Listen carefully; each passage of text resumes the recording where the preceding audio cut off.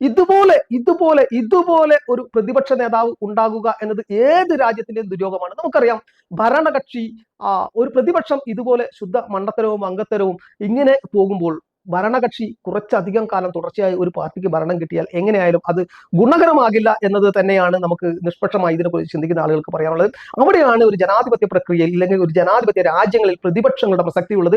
പക്ഷെ പ്രതിപക്ഷങ്ങൾ ഇങ്ങനെ ബുദ്ധിയില്ലാത്ത മസ്തിഷ്കശൂന്യരായ ആളുകളാണ് ഇതിനെ നയിക്കുന്നതെങ്കിൽ അതുകൊണ്ട് എന്താണ് പ്രയോജനം? കോൺഗ്രസ് രക്ഷപ്പെടണമെങ്കിൽ രാഹുൽ ഗാന്ധിയെ പോലെ ഒരു മരമണ്ടനായിട്ടുള്ള ആളെ മാറ്റിക്കൊണ്ട് അത്യാവശ്യം മസ്തിഷ്ക വികാസമുള്ള ഒരു വ്യക്തിയെ നേതൃസ്ഥാനത്ത് അവരോധിക്കാതെ ആ പാർട്ടി രക്ഷപ്പെടില്ല എന്നുള്ളത് തന്നെയാണ്. അത് മാത്രമല്ല, എത്രയും പെട്ടെന്ന്. നമസ്കാരം. ഏറ്റവും അധികകാലം ഈ രാജ്യത്തെ ഭരിച്ച പാർട്ടിയാണ് കോൺഗ്രസ്. പക്ഷെ 2014 ആ പാർട്ടി തോറ്റതിന് ശേഷം തിരിച്ച് അധികാരത്തിന്റെ ഏഴയലത്ത് വരാൻ അതിന് സാധിച്ചിട്ടില്ല. മാത്രമല്ല, എല്ലാ സംസ്ഥാനങ്ങളിലും അത് തോറ്റുപോവുകയാണ്. കർണാടക പോലെ അപൂർവം ചിലയിടങ്ങളിൽ മാത്രമാണ് അതിന് വിജയിക്കാൻ കഴിഞ്ഞത്. കേരളത്തിൽ പോലും നോക്കൂ, നമ്മുടെ നാടായ കേരളത്തിൽ പോലും തുടർച്ചയായി 2 തവണ ആ പാർട്ടി തോറ്റു. എന്തുകൊണ്ടാണ് ആ പാർട്ടി തോൽക്കുന്നത് എന്നതിനുള്ള ഉത്തരം ആ പാർട്ടിയെ നയിക്കുന്നത് രാഹുൽ ഗാന്ധി ആണ് എന്നത് തന്നെയാണ്. ഞാൻ എന്താണ് ഇങ്ങനെ പറയുന്നത് എന്ന് നിങ്ങൾക്ക് ഒരു ചോദ്യചിഹ്നം നിങ്ങളുടെ ഉള്ളിൽ ഉദിച്ചുയർന്നേക്കാം. നോക്കൂ, കേരളത്തിലെ വലിയ പിന്തുണ, നരേന്ദ്രമോദിയേക്കാളും അധികം പിന്തുണ ഉള്ള ഒരു രാഷ്ട്രീയ നേതാവാണ് രാഹുൽ ഗാന്ധി.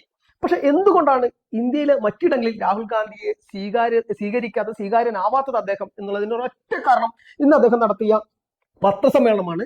വോട്ട് ചോരി എന്ന് പറഞ്ഞുകൊണ്ട് രാജ്യത്തിന്റെ വിവിധ ഭാഗങ്ങളിൽ പത്രസമ്മേളനം നടത്തിക്കൊണ്ട് വലിയ പ്രചരണ കോലാഹലങ്ങൾ അദ്ദേഹം ഇളക്കി വിടുന്നു. പക്ഷെ അതിൽ എത്രമാത്രം വസ്തുതയുണ്ട് എന്നുള്ള കാര്യത്തിൽ അദ്ദേഹത്തോട് ചോദിച്ചു, എന്തുകൊണ്ട് നിങ്ങൾ ഇത് കേസുമായിട്ട് മുന്നോട്ട് പോകുന്നില്ല, ഇത് കൃത്യമായിട്ടുള്ള പരാതി കൊടുക്കുന്നില്ല എന്ന് ചോദിച്ചപ്പോൾ, അതായത് ഭരണപക്ഷത്തെ പ്രതിസന്ധിയിലാക്കുക എന്നുള്ളതാണ് രാജ്യത്തെ രക്ഷിക്കുക എന്നുള്ളതല്ല എന്റെ കടമ എന്നുള്ള നിരുത്തരവാദപരമായിട്ടുള്ള ഒരു പ്രസ്താവനയാണ് അദ്ദേഹം പറഞ്ഞത്. ഇന്ന് അദ്ദേഹം പറയുകയാണ്, ഇതാ 223 തവണ ഒരു സ്ത്രീ 2 ബൂത്തുകളിലായി വോട്ട് ചെയ്തു എന്ന്. നോക്കൂ, ശുദ്ധ വിഡ്ഢിത്തരമാണ്, ഒരിക്കലും സാധിക്കാത്ത ഒരു വിഡ്ഢിത്തമാണ് അദ്ദേഹം പറഞ്ഞത്. ഒരു കാരണവശാലും ഒരു സ്ത്രീക്ക് 223 തവണ ഒരു ദിവസം 2 ബൂത്തിലായി വോട്ട് ചെയ്യാൻ കഴിയില്ല. എങ്ങനെയാണ് സാധിക്കുക? നോക്കൂ, 223 തവണ എന്ന് പറയുമ്പോൾ 11 മണി, 7 മണി മുതൽ രാവിലെ 7 മണി മുതൽ വൈകിട്ട് 6 മണി വരെയാണ് തിരഞ്ഞെടുപ്പ് നടക്കുക. തിരഞ്ഞെടുപ്പ് പ്രക്രിയയിൽ ഇടപെട്ട ആളുകൾക്ക് അറിയാം. പുതിയ തലമുറക്ക് അത് എത്രമാത്രം അറിയുമെന്ന് എനിക്കറിയില്ല. പക്ഷെ രാഷ്ട്രീയ രംഗത്ത് പ്രവർത്തിക്കുന്ന ആളുകൾക്കും ഈ തിരഞ്ഞെടുപ്പ് പ്രക്രിയയിൽ തിരഞ്ഞെടുപ്പ് കാലത്ത് ഇടപെട്ട ആളുകൾക്കും വോട്ട് ചെയ്ത ആളുകൾക്കും ഒക്കെ അതറിയാം. എന്താണ് നമുക്കറിയാം, അത് തെറ്റായിട്ടുള്ള ഒരു പ്രസ്താവനയാണ്, അതൊരു കള്ളമാണ്. രാഹുൽ ഗാന്ധി കള്ളം പറയുകയാണ്, നുണ പറയുകയാണ്, അദ്ദേഹത്തിന്റെ വിവരക്കേട് വിളിച്ചോതുകയാണ് എന്നുള്ളതിന് കൃത്യമായിട്ട് നമുക്കറിയാം.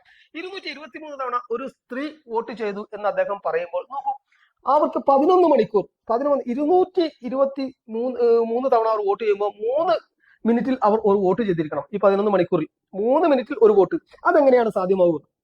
അവർ വരിയിൽ നിൽക്കണം, മറ്റാരും ഉണ്ടാകാൻ പാടില്ല. അത് മാത്രമല്ല, ഒരു ബൂത്തിൽ 223 ആവുമ്പോൾ നേരെ തിരിച്ച് 111 തവണയെങ്കിലും അവർ ഒരു ബൂത്തിൽ വോട്ട് ചെയ്തിരിക്കണം. 112 ഒരു ബൂത്തിൽ, 111 ഒരു ബൂത്തിലും. ഈ 111 തവണ ഈ കോൺഗ്രസിന്റെ ആളുകൾ അവിടെ ഉണ്ടായിരുന്നില്ലേ? ഇല്ലെങ്കിൽ പോളിംഗ് ഓഫീസർമാർ ഉണ്ടായിരുന്നില്ലേ?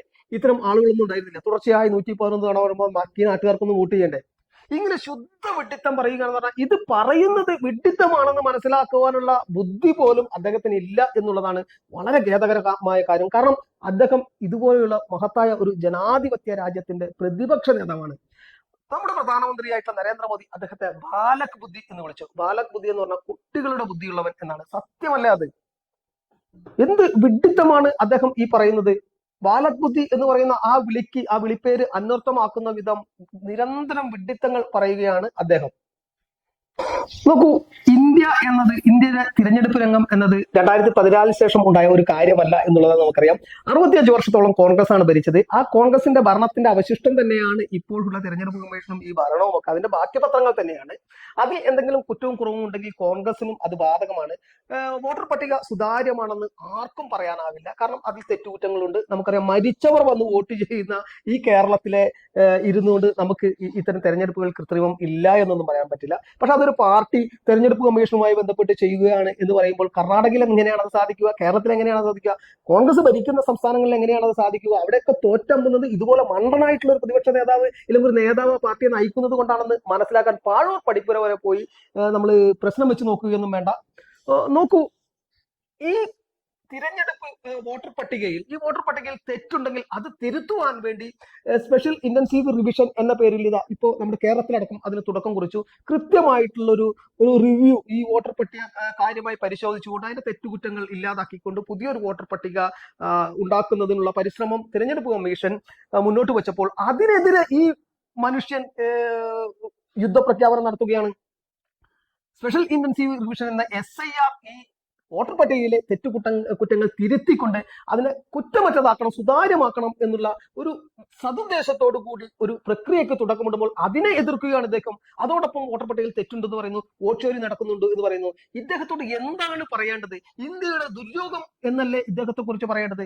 ഇതുപോലെ ഒരു പ്രതിപക്ഷ നേതാവ് ഉണ്ടാകുക എന്നത് ഏത് രാജ്യത്തിന്റെയും ദുര്യോഗമാണ്. നമുക്കറിയാം, ഭരണകക്ഷി ഒരു പ്രതിപക്ഷം ഇതുപോലെ ശുദ്ധ മണ്ടത്തരവും അംഗത്തരവും ഇങ്ങനെ പോകുമ്പോൾ ഭരണകക്ഷി കുറച്ചധികം കാലം തുടർച്ചയായി ഒരു പാർട്ടിക്ക് ഭരണം കിട്ടിയാൽ എങ്ങനെയായാലും അത് ഗുണകരമാകില്ല എന്നത് തന്നെയാണ് നമുക്ക് നിഷ്പക്ഷമായി ഇതിനെക്കുറിച്ച് ചിന്തിക്കുന്ന ആളുകൾക്ക് പറയാനുള്ളത്.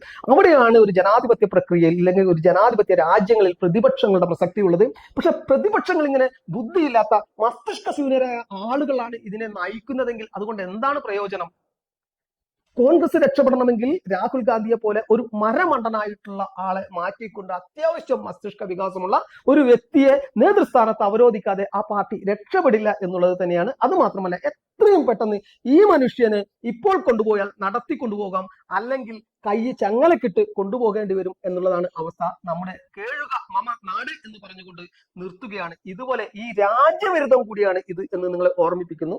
നന്ദി, നമസ്കാരം. അടുത്ത വീഡിയോയുമായി വരുന്നത് വരെ കാത്തിരിക്കുക. ഇതുവരെ സബ്സ്ക്രൈബ് ചെയ്യാത്തവരുണ്ടെങ്കിൽ ദയവേത് സബ്സ്ക്രൈബ് ചെയ്യണം എന്ന് അഭ്യർത്ഥിക്കുന്നു.